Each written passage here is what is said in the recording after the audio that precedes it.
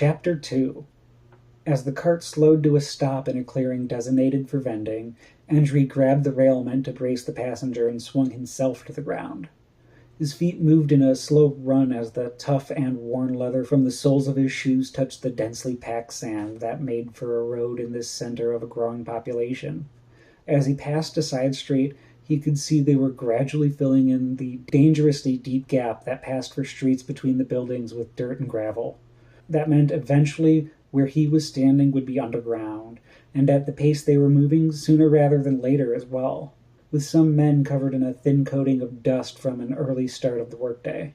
The ones transporting the filler material and pouring it into position, some looked no older than 12, were wheeling in from what was now the higher level of the town. It appeared to Endry that there was a focus on only filling in that center street, taking care not to lose any of the material under the scaffolding that supported each structure, probably to utilize all that space that would otherwise be wasted, he thought to himself.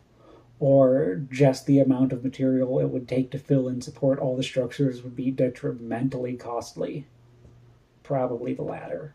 An aloe woman exited the store just above where Endrymion was standing. She wore a series of elaborate stenciled salt designs from the salon she had just walked out of on her forehead and her high cheekbones. The markings danced like vines all the way down her faintly cleft chin. The blue-skinned woman climbed down a crude but firmly built ladder on the side of the swaying wooden scaffolding that held the salon in the air. The woman's trousers came from a necessary practicality from all the ladders between the structures. Dresses would come into fashion, Endry was sure, as soon as the streets were level. But that would be a shame, as these pants bore designs just as elaborate as the markings that were currently adorning her face.